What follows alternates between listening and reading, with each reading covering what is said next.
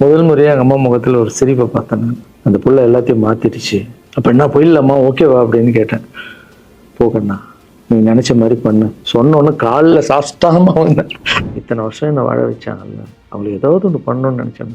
இந்த குத்துதுக்கண்ணா எனக்கு நான் கூட பதவிக்கு வரணும்னு ஆசைப்படுவேன். இன்னொரு நல்ல ஆள் படித்த ஆளை நினைக்க வச்சு பார்ப்பேன். யாருன்னே சொல்லுவேன். ஒருத்தர் மேலே கோவத்தால் நம்ம அரசியலுக்கு வந்தால் அது வந்து வெறுப்பு அரசியலா மாறும். அரசியல்ன்றது மக்களுக்கு நல்லது பண்றதுக்காக வரணும். ஆச்சி மசாலா எந்த சமையலும் ருசி தேடும் ரகசியம் 20 ரூபாய்.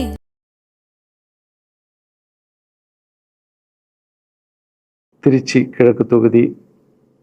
இன்னைக்கு நான் என்ன முடிவு சொல்றேன் இதுதானே. நான் திருச்சி கிழக்கில் நிற்கணும்னா நான் முதல்ல அரசியலுக்கு வரணும். நான் அரசியலுக்கு வரேனா இல்லையான்றதை சொல்கிறேன். அரசியல் எப்படி என் வாழ்க்கையில் வந்ததுன்னு சொல்கிறேன். உங்களுக்கு நல்லா தெரியும், என் வீட்டில் குழந்தைங்கள வளர்த்துக்கிட்டு நான் பாட்டுன்னு சோஷியல் சர்வீஸ் பண்ணிகிட்டு இருந்தேன். மாற்றுத்திறனாளிக்கு டான்ஸ் சொல்லி கொடுக்குறது, ஓப்பனர் சர்ஜரி பண்ணுறது, பசங்களை படிக்க வைக்கிறது, ஸ்போர்ட்ஸு எல்லாத்துலேயும் என்னால் முடிஞ்ச வரைக்கும் பண்ணுவேன். என்னால் முடியல மற்றவங்கிட்ட கேட்டு பண்ணிகிட்டு இருந்தேன். இந்த டைமில் தான் ஜல்லிக்கட்டுன்னு வருது. ஒரு சில விஷயம்லாம் ஃபாஸ்ட்டாக சொல்லிடுறேன், உங்களுக்கு தெரிஞ்ச விஷயந்தான். ஜல்லிக்கட்டுன்னு வருது, அதில் நான் போகிறேன், சாப்பாடு போகிறதுக்காக குழந்தைங்களுக்கு போகிறேன். அப்படி நான் அந்த ஜல்லிக்கட்டு நடந்து முடிஞ்ச விஷயம்லாம் உங்களுக்கு தெரியும். அப்புறம் என் மேலே ஒரு தலைவர் விமர்சனம். எதுக்கு தலைவர்னு சொல்லுவாரா, நம்ம அண்ணன் தான், சீமான் அண்ணன் ஒரு விமர்சனம் வைக்கிறாரு. அதுக்கு நான் மறுபடியும் ஒரு ட்வீட் போடுறேன், அவர் ட்வீட் போடுறேன். அப்போ தான் என் வாழ்க்கையில் அரசியல்னு எழுத நுழையுது. நம்ம சாப்பாடு போகிறதுக்கு போகணும், இது என்னடா இவ்வளோ பெருசாக இருக்குது, அந்த ஜல்லிக்கட்டு தான் எனக்கு அரசியலில் உள்ள நுழைஞ்சது, என்னடா இவ்வளோ பெருசாக இருக்குது அப்படின்னு. அப்படியே போச்சு. அதே தலைவர் தான், அதே சீமான் அண்ணன் தான் ரஜினி சார் அரசியலுக்கு வர்ற மாதிரி பேச்சு அடிபட்ட உடனே அவங்க சைட்லேருந்து பேசுகிறாங்க, தலைவரை பற்றி பேசுகிறாங்க. தலைவர் எனக்கு வந்து ஒரு குரு, என்னை வாழ வச்ச தெய்வம், ஒரு அப்பா மாதிரி, ஒரு அண்ணன், அப்பா எல்லாமே சொல்லலாம். ஸோ அவரை பற்றி அதிகமாக பேச ஒரு முறையும் சூப்பர் ஸ்டாருக்கு ஃபோன் போடுவேன். அண்ணா ரொம்ப ஓவராக பேசுகிறாங்க, டெப்பா கம்முன்னு இருக்கண்ணா, நீ சைலண்ட்டாக இரு. இப்படியே ஓரளவுக்கு தான் நம்மளால் பொறுக்க முடியும். அதுக்கப்புறம் ஆடியோ ரிலீஸ் ஃபங்க்ஷனில் என் மனசில் இருக்கிறதெல்லாம் உடச்சி சொன்னேன். அதை நீங்களும் பார்த்துருப்பீங்க, தெரியும். அதுக்கப்புறம் ஒரு ரஜினி சாருக்கு ஒரு ஃபங்க்ஷன் வந்தது. அந்த ஃபங்க்ஷன்லேயும் பேசினேன் இதை பற்றி. உங்களுக்கு தான் தெரியுமா அந்த வீடியோ, யார் ஓட்டப்பந்தயத்தில் ஜெயிக்கிறது, இப்போ கூட அந்த வீடியோ போயிட்டுருக்கு. அதை பேசணும், அது பாட்டு அப்படியே போயிட்டு இருந்தது. அதுக்கப்புறம் பார்த்தீங்கன்னா ரஜினி சார் அரசியலுக்கு வரேன்னு அனௌன்ஸ் பண்ணுறாரு. பண்ணோடனே நான் போய் தலைவரை பார்க்குறேன். என்ன வரீங்களா, நியூஸில் வருது, ஆமாக்கா நான் வரேன். இன்னும் பயங்கர சந்தோஷம். ஏன்னா வாழ்க்கையில் ஒளி ஏற்றி வச்சவர், அவர் அரசியலுக்கு வர்றாரு, அவருக்கு சப்போர்ட்டிவாக இருக்கணும் நம்ம. அப்புறம் எல்லாருக்கிட்டையும் போய் நம்ம கேட்டுட்ருக்கோம், தலைவர் வந்துட்டாருன்னா எல்லாமே குழந்தைங்களுக்கு இன்னும் நிறைய பண்ணலாம் அப்படின்னு. என்ன நானும் வரேன் அப்படின்னா ரொம்ப சந்தோஷம் அப்படின்னு ஸ்ட்ரெயிட்டாக கிளம்பி நான் ட்ரஸ்ட்டுக்கு வரேன். என்னுடைய ட்ரஸ்ட்டு, என்னுடைய ஃபேன்ஸு எல்லாரையும் கூப்பிட்டு என்னுடைய வெல்விஷர்ஸ் எல்லாரையும் கூப்பிட்டு உட்கார வச்சு தலைவர் அரசியலுக்கு வராரு. புரியுதுங்களா? எனக்கு வந்து எழுத படிக்க தெரியாது, அதான் ஒரு ட்வீட் பண்ணணும், இதெல்லாம் ரெடி பண்ணுங்கன்னு தமிழில் சொல்லிவிட்டு அவங்க ரெடி பண்ணிட்டு இருக்க ஒரு டீம். இன்னொரு டீம் உட்காந்து என்கிட்ட கேள்வி கேட்குறாங்க. தலைவர் அரசியலுக்கு வந்து அவர் வந்து சிஎம் ஆகிடுவார், நீங்கள் வந்து அமைச்சர் ஆகிடுவீங்களாண்ணே, சுகாதாரத்துறை அமைச்சர் தான், நம்ம வந்து ஆப்ரேஷன் நிறைய பண்ணலாம், இன்னொருத்தர் கல்வித்துறை எடுத்தால் நிறைய படிக்க வைக்கலாம். கடமை செய்யணும், பலன் எதிர்பார்க்கக்கூடாது. சுகாதாரத்துறை அமைச்சர், இது வந்து கல்வித்துறை, இதெல்லாம் படிச்சுங்க வர இடம். அண்ணன் படிக்கலடா, எல்லாருக்கும் படித்த இடத்த போட்டு ஒரே இடத்துல போய் முடங்கி போய் படிப்பு மட்டும் எல்லாம் கட்சி வளரட்டும், தலைவர் வரட்டும், எல்லா துறையிலேருந்து ஹெல்ப் கேட்டு நல்லா பண்ணுவோம், பெரிய ட்ரஸ்ட்டு கட்டுவோம். இப்போன்னா சின்ன ட்ரஸ்ட்டில் தான் நம்ம இருக்கோம். சின்ன வீட்டில் 60 குழந்தைங்க நீங்கள் இருக்கீங்க, 100 ஏக்கரில் கட்டுவோம். ஊனமுற்றோர்கள் இந்த பக்கம் திருநங்கைகளுக்கு, இந்த பக்கம் முதியோர்களுக்கு ஒரு பெரிய ட்ரஸ்ட்டு கட்டி பண்ணுவோம்டா. சூப்பர்ண்ணா. இன்னொருத்தர் டக்குன்னு அங்கேருந்து, அண்ணா நம்மளை எதிர்த்து பேசின்னு இருக்கார்ல சீமான் அண்ணன், அவருக்கு ஆப்போசிட்டாக எதிர்த்து நில்லுங்கண்ணே அப்படின்னா. அது அரசியல் இல்லை. ஒருத்தர் மேலே கோவத்தால் நம்ம அரசியலுக்கு வந்தால் அது வந்து வெறுப்பு அரசியலாக மாறும். அரசியல்ன்றது மக்களுக்கு நல்லது பண்ணுறதுக்காக வரணும்.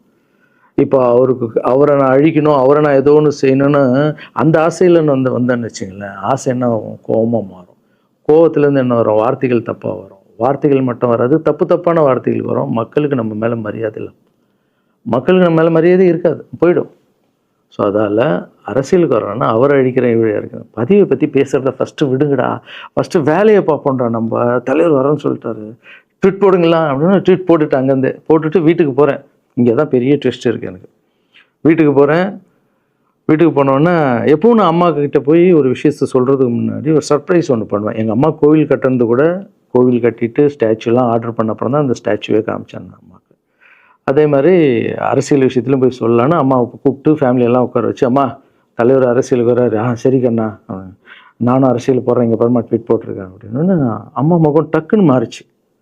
மாறிட்டு ஓகே கண்ணா, ஓகே கண்ணா சாப்பிடலாம் அப்படின்னு எழுந்து போயிட்டாங்க. என்ன இப்படி போக மாட்டாங்களே, ஒரு விஷயத்த சொன்னால் சூப்பர் கண்ணான்னு பேசுவாங்கள்ல, 1 ஹவர் அதில் இருக்கிற நல்லது கெட்டது எல்லாம் பேசுவாங்க, என்ன போயிட்டாங்க அப்படின்னு ஒரு ஃபீல். சரி இது உடம்பு சரியில்லை போல, அப்செட்டில் இருக்கான்னு விட்டேன்.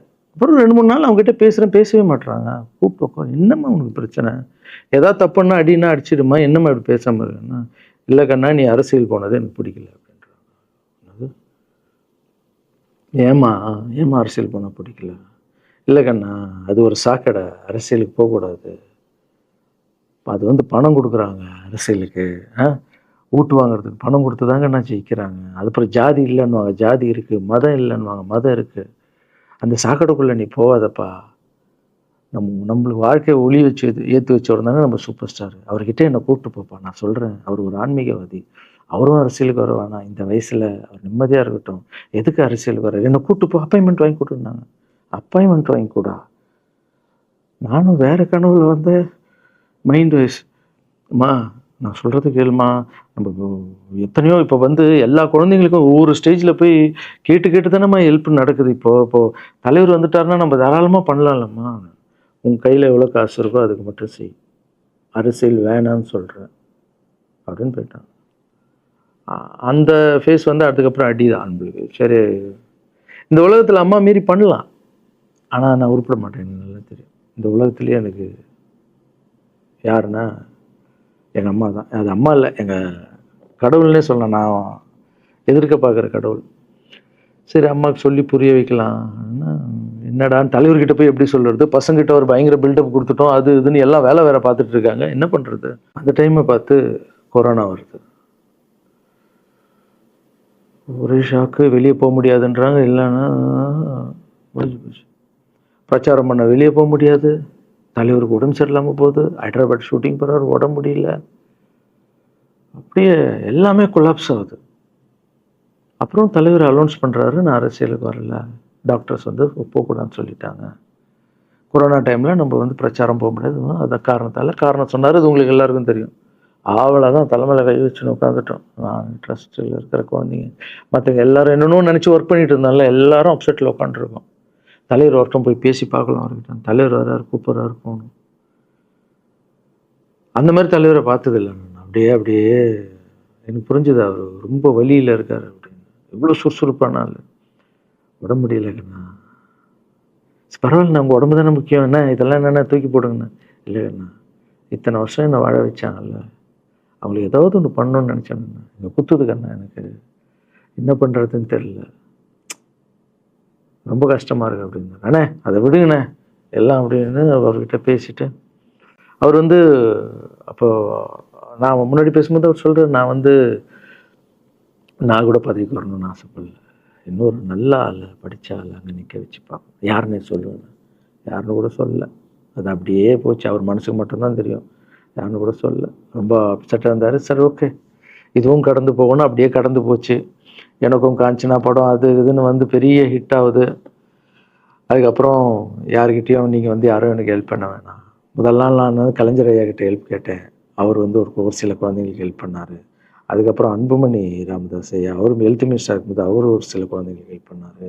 அப்புறம் நம்ம விஜய் சார் நண்பர், அவர் ஒரு குழந்தைக்கு ஆப்ரேஷன் பண்ணார். ஸோ இருக்கும்போது என்னால் முடிஞ்ச வரைக்கும் சொந்த பணத்தை போட்டு பண்ணிவிடுவாங்க, முடியாத போது தான் நான் அந்த ஹெல்ப்பை கேட்பேன்.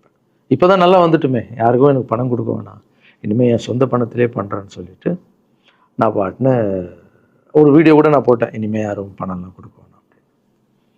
அப்படியே போயிட்டுருக்கு. காஞ்சனாவெல்லாம் முடிஞ்சு ஜிகிர் தண்டா படம் ரிலீஸ் ஆகுது. ஜிகிர் தண்டா பார்ட்டி போயிட்டுருக்கு. டைரக்டர் நின்று பேசுகிறேன். நான் டைரக்டர் கிட்ட போகிறேன், டைரக்டர் யார்கிட்டயும் ஃபோனில் பேசிகிட்டு இருக்காரு. அப்படியே பேசிகிட்டு இருக்கிறவர் டக்குன்னு இந்த சீமான் நான் பேசுவான்னு கொடுத்துட்டாரு என்கிட்ட. அவருக்கும் தெரியாது நான் பேச போகிறேன். அவர்கிட்ட லாரன்ஸ் பேசுவார், சீமான் 2 பேரும் சைலண்ட்டு. நானும் எதுவும் பேசலை, சீமானும் எதுவும் பேசலை. அப்படியே ஒரு நிமிஷம் அப்படியே நிற்கிறோம். பெரியவர் இல்லை, என்னாலும் அண்ணன் அப்படின்னு. அவ்வளோதான் அண்ணன், பயங்கர பாசம். எந்த இடத்துல கோவம் இருக்கும் அந்த இடத்துல குணம் இருக்குன்னு சொல்லுவாங்கல்ல.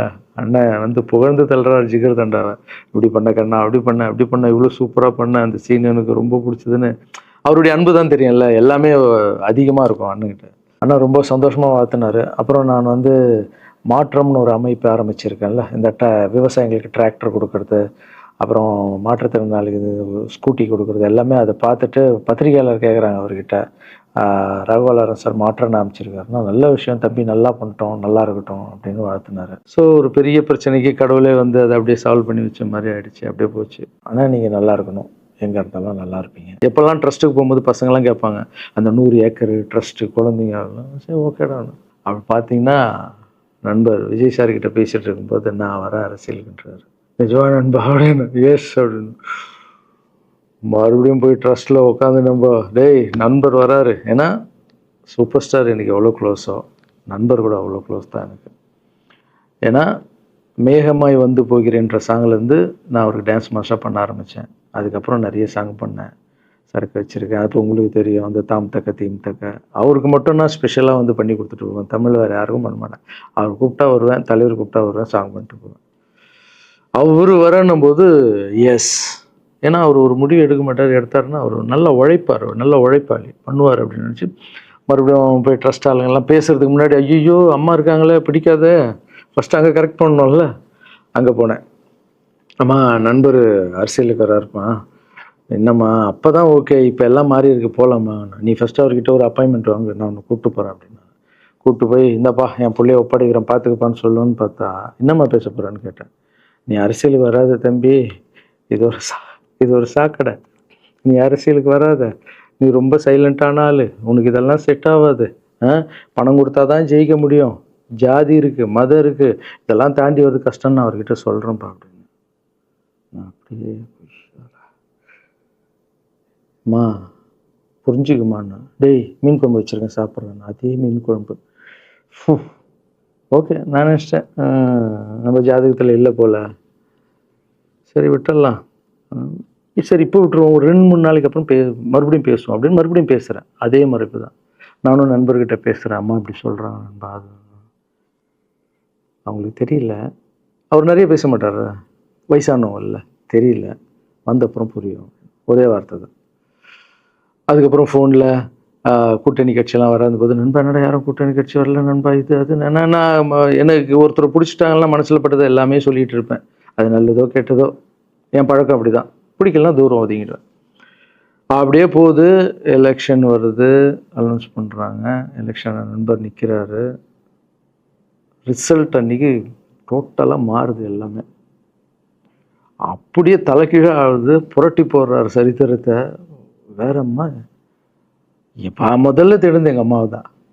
அம்மா எனக்கு ரொம்ப ஆசையாயிடுச்சுன்னா எங்கள் அம்மா மேலே, அம்மா பேர் கண்மணி, கண்மணி அப்படின்னு தான் கூப்பிட்டு போவேன். எங்கன்னு கூப்பிட்டு போனால் அம்மா கொண்டு, என்னடா இவ்வளோ உஷாராக வர, என்ன விஷயம், இங்கே உங்ககிட்ட தான் பேசணும்.